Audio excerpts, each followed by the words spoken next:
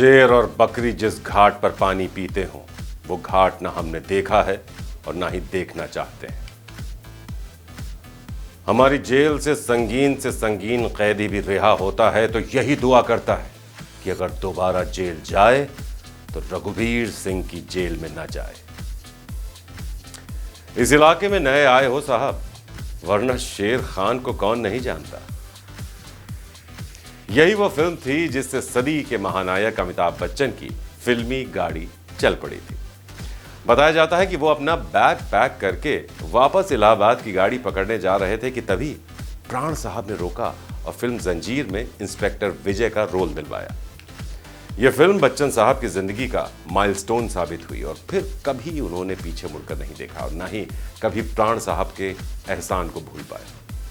Film में लाल बाल, लाल दाढ़ी मूछ और लाल पठानी सूट में प्राण साहब का पठान का किरदार वो अपनी जुबान से कम आंखों से ज्यादा बोलते थे। बड़े से बड़ा एक्टर उनकी आंखें देखकर ही सहम जाता था। तो ऐसे थे हमारी बॉलीवुड इंडस्ट्री के सबसे पहले खलनायक प्राण साहब। नमस्कार, आप देख रहे हैं बॉलीवुड लेजेंड्स सितारों का सफरनामा और आपके साथ मैं हूं संजीव चौहान। तो बॉलीवुड में काम करने वाले हीरो हीरोइनों की बात तो हम खूब कर चुके हैं। आज हम बात करने वाले हैं खलनायकों के खलनायक प्राण साहब की। 50 से 70 के दशक के बीच खौफ का दूसरा नाम होता था प्राण। हीरो तो बहुत थे, लेकिन वो इकलौते ऐसे खलनायक थे जो अकेले तमाम हीरोज पर भारी पड़ते थे। प्राण साहब की पर्दे पर एंट्री होते ही थिएटर में सन्नाटा पसर जाता था। सुर्ख लाल आंखें और चेहरे पर हैवानियत हर किरदार में जान डाल देती थी। यकीनन अपने जमाने में उनकी टक्कर का कोई खलनायक नहीं था। लेकिन क्या आप ये जानते हैं कि विलन बनना तो दूर, प्राण साहब ने तो कभी फिल्मों में आने के बारे में भी नहीं सोचा था। बस किस्मत ने ऐसा साथ दिया कि एक पान की दुकान पर सिगरेट का छल्ला उड़ाते उड़ाते वो फिल्मों में पहुंच गए और बन गए हीरो से भी ज्यादा फीस लेने वाले इकलौते विलन। प्राण साहब का पूरा नाम प्राण कृष्ण सिकंद था।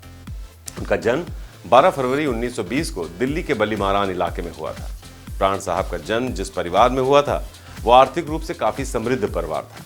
उनके पिता सिविल इंजीनियर थे और गवर्नमेंट सिविल कॉन्ट्रैक्टर के रूप में काम किया करते थे।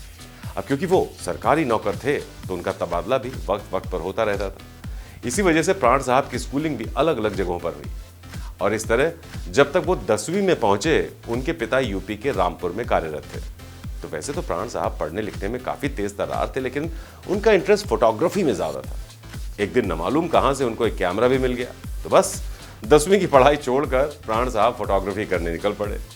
एक अच्छा और प्रोफेशनल फोटोग्राफर बनने के लिए प्राण साहब ने एक जाने माने संस्थान से बाकायदा इसकी ट्रेनिंग भी ली।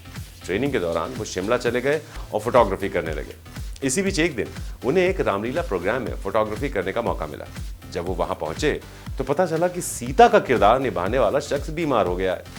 अब उस वक्त न मालूम उनके दिमाग में कहां से ये ख्याल आया कि उन्हें सीता का कैरेक्टर प्ले करना चाहिए और बस उन्होंने कर भी डाला। तो ये पहला मौका था जब प्राण साहब ने किसी तरह का अभिनय किया था। वो शिमला में करीब 1 साल तक थे, जिसके बाद उनकी कंपनी ने उन्हें फोटोग्राफी करने के लिए लाहौर भेज दिया। अब लाहौर पहुंचने के बाद प्राण साहब को पान खाने की आदत पड़ गई। वो हर रोज बिला नागा रात का खाना खाने के बाद एक दुकान पर पान खाने जरूर जाते थे। तो एक दिन वो उसी पान की दुकान पर अपने स्टाइल में पान खाने के बाद सिगरेट पी रहे थे कि तभी पंजाबी फिल्मों के लेखक और निर्देशक वली मोहम्मद वली वहां पहुंच गए। उन्होंने एक नौजवान को अपने स्टाइल में सिगरेट का छल्ला उड़ाते देखा तो काफी इंप्रेस हुए। प्राण साहब के पास गए और बोले, मैं एक फिल्म बना रहा हूँ, उसका एक किरदार बिल्कुल तुम्हारे जैसा है, क्या तुम उस फिल्म में काम करोगे? अब ये बात सुनकर प्राण साहब ने कहा कि वो मजाक कर रहे हैं जनाब। अब ये सुनकर वली मोहम्मद ने अपना कार्ड, जो विजिटिंग कार्ड था, वो प्राण के हाथ में थमाया और कहा, कल 10 बजे इसी पते पर मिलने स्टूडियो आ जाना। ये सब प्राण साहब को एक अजीब सा लग रहा था, एक झूठा सा लग रहा था। अब वो ये सोच रहे थे कि भाई कोई कैसे पान की दुकान पर उन्हें फिल्मों में काम करने का ऑफर दे सकता है। ये सब उन्हें एक अफसाने जैसा लग रहा था, इसलिए वो अगले दिन स्टूडियो ही नहीं गए और अपने काम में जुटे रहे। उस घटना के करीब 1 हफ्ते बाद वो एक थिएटर में फिल्म देखने पहुंचे तो वहां वली मोहम्मद वली की फिर से उन पर नजर पड़ी।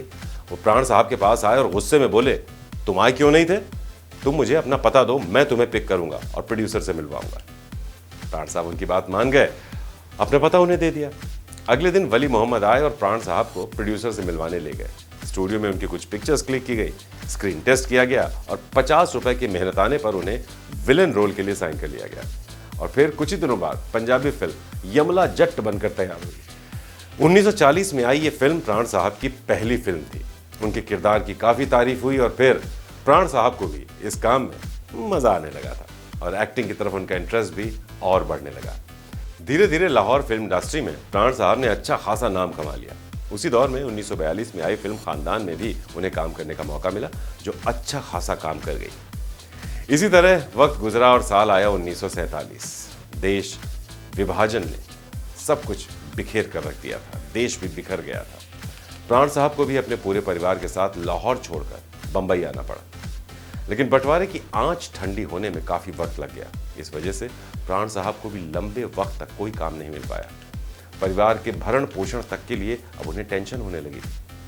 तभी एक दिन उनकी मुलाकात सादत हसन मंटो से हुई, जिनकी मदद से उन्हें बॉम्बे टॉकीज की फिल्म जिद्दी में काम करने का मौका मिला। आपको याद होगा, मशहूर फिल्म थी जिद्दी, जिसे बॉम्बे टॉकीज ने बनाया था। अब प्राण साहब की फिल्मी गाड़ी चल पड़ी थी और एक के बाद एक कई बड़ी फिल्मों में उन्हें विलन का रोल मिलता जा रहा था। उस वक्त के दिग्गज अभिनेता देवानंद, दिलीप कुमार और राज कपूर के सामने वो विलन के किरदार में चुनौतियां खड़ी करने लगे। आगे चलकर प्राण साहब ने कुछ ऐसी फिल्में भी की जिनसे उनकी किस्मत ही बदल गई। 1956 में आई फिल्म हलाकू में सुल्तान हलाकू का किरदार हो या फिर जिस देश में गंगा बहती है में निभाया राका डाकू का किरदार, उनका हर किरदार अमर हो गया। उसके बाद और भी कई फिल्में मिली जिन्होंने प्राण साहब के फिल्मी करियर में प्राण डाल दिए, जैसे पत्थर के सनम, तुमसा नहीं देखा, बड़ी बहन, मुनीम जी, गंवार, गोपी, हमजोली, 10 नंबरी, अमर अकबर एंथनी, दोस्ताना और डॉन जैसी शानदार फिल्में शामिल। प्राण साहब 50 और 60 के दशक तक विलन के किरदार में ही नजर आए, लेकिन 1967 में आई फिल्म उपकार में उनके मलंग चाचा के किरदार ने उनकी छवि बदल डाली। प्राण साहब के ऊपर फिल्माया गया गाना कस्मे वादे प्यार वफा, वादे हैं वादों का क्या, आसमान में उड़ने वाले मिट्टी में मिल जाएगा, ये गाना इतना चर्चित हुआ कि बस क्या कहें। इसके बाद आई फिल्म जंजीर में निभाया गया पठान का किरदार आज भी लोगों के जहन में बिल्कुल ताजा है। इस फिल्म में उनके ऊपर फिल्माया गया गाना यारी है ईमान मेरा यार मेरी जिंदगी। यकीन मानिए प्राण साहब को डांस बिल्कुल भी नहीं आता था, लेकिन किरदार की मांग थी तो उन्होंने भी कोई कमी नहीं छोड़ी। नतीजा ये हुआ कि ये गाना और प्राण साहब का डांस हर म्यूजिक पार्टी में फॉलो किया जाने लगा। उन्होंने अपने 5 दशकों से लंबे फिल्मी करियर में करीब 400 फिल्मों में काम किया और अपने हर किरदार से दर्शकों का मनोरंजन किया। अपने लंबे फिल्मी सफर और शानदार अभिनय के लिए प्राण साहब को 4 बार फिल्म फेयर अवार्ड, पंजाब सरकार की तरफ से Shiromani Puraskar, the lion club, villain of the millennium, Padma Bhushan और दादा साहब फाल्के जैसे बड़े सम्मानों के साथ नवाजा गया। इन पुरस्कारों की लंबी चौड़ी लिस्ट से ही आप अंदाजा लगा सकते हैं कि प्राण साहब ने अपने पूरे फिल्मी करियर में कितना उम्दा, कितना शानदार काम किया और नाम कमाया।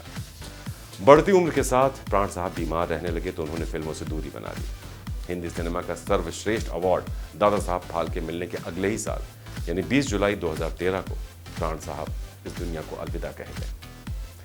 तो यूं तो हिंदी सिनेमा में कई खलनायक आए गए, लेकिन प्राण साहब जैसा दमदार, असरदार, खूंखार खलनायक न कोई आया और ना ही कोई आएगा।